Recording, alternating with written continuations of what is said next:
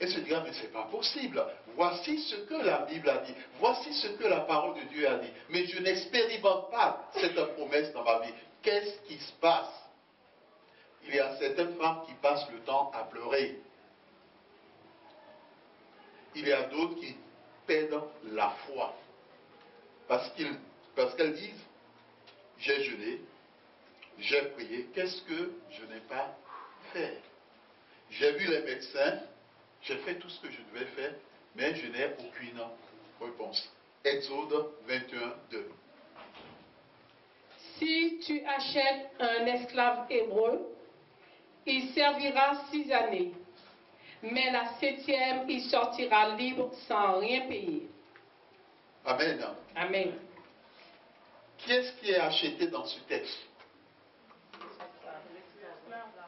Cet esclave fait partie de quelle nation? Soyez précis. De quelle nation? La nation de Dieu.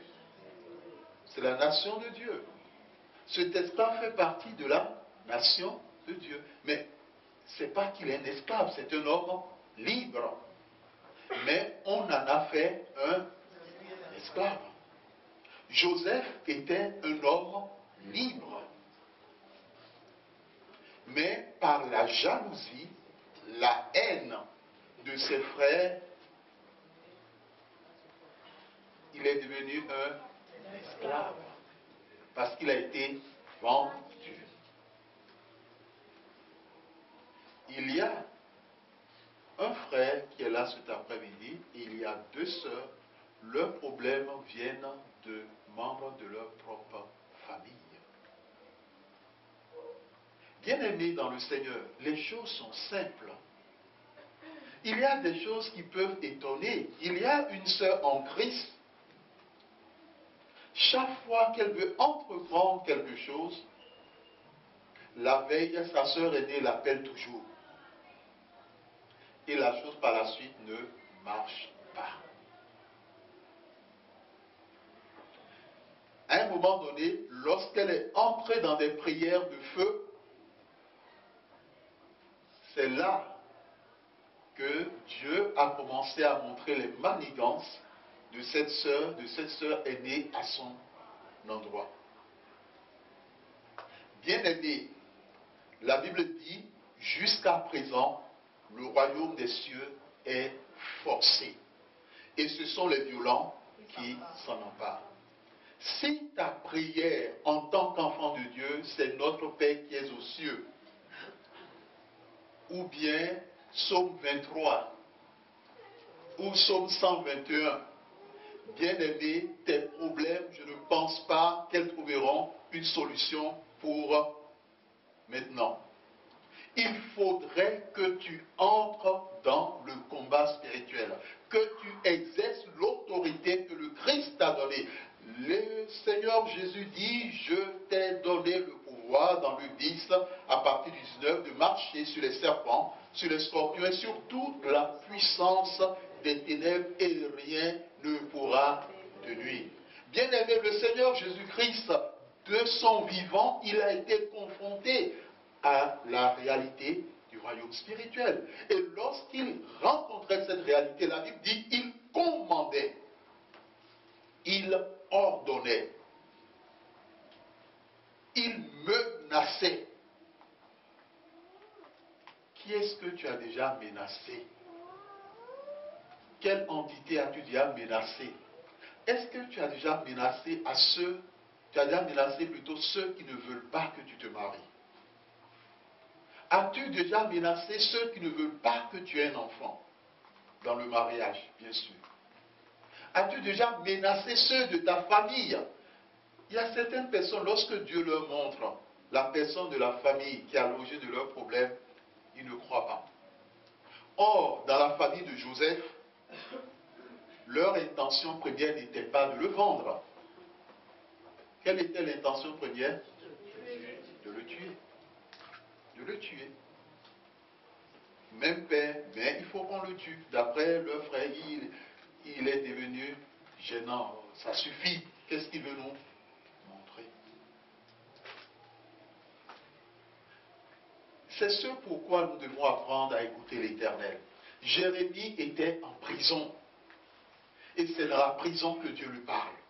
Cela veut dire que quels que soient les problèmes que tu vis, les difficultés que tu vis, Dieu te parlera. Amen. Amen. Ce matin à Strasbourg, nous avons étudié le test de Marthe et de Marie.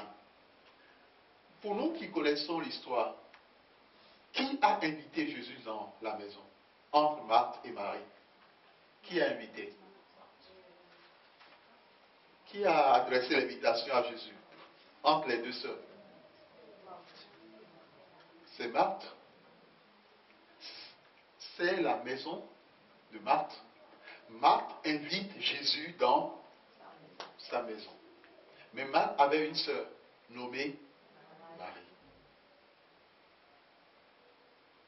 Tu as invité le Seigneur Jésus dans ta vie, mais tu ne lui donnes pas assez de temps. C'est ça le paradoxe aujourd'hui. Combien de personnes demandent au Christ de visiter chaque domaine de leur vie?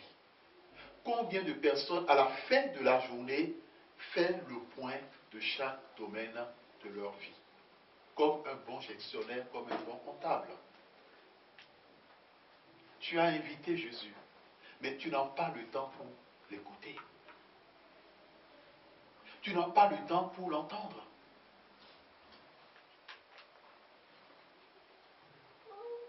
Lorsqu'on invite une personne, lorsque vous invitez une personne, supposons, une personne t'invite,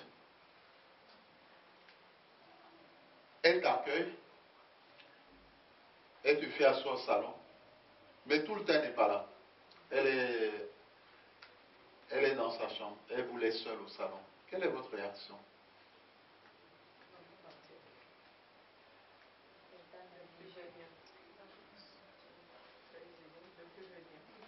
Vous partirez, vous ne viendrez plus. Quelqu'un d'autre? Oui?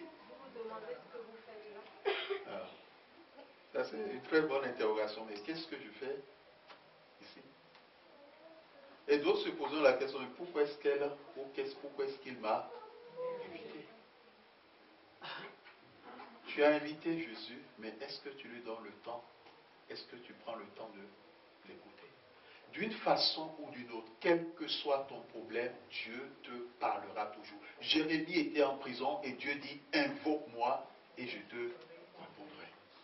Invoque-moi et je te révélerai les choses cachées. Les choses que tu ne...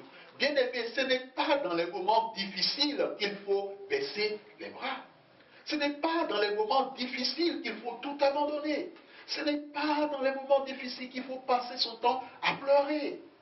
Où il faut se laisser envahir par les soucis et les inquiétudes. La Bible dit, qui de nous, par ces inquiétudes, peut ajouter une coudée à la durée de sa vie? Personne.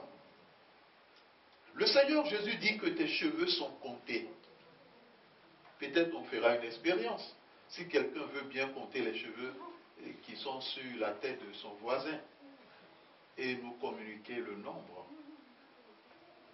Personne. On peut lui donner, même si on lui donne 100 ans, il n'arrivera jamais à connaître le nombre de cheveux, mais Dieu sait le nombre de cheveux que tu as sur ta tête. Dans les situations, apprends à écouter. Tu as invité Jésus, écoute-le. Dans le texte de Luc 10, c'est plutôt Marie qui écoute. Et quand Marie écoute, quelle est la réaction de sa sœur?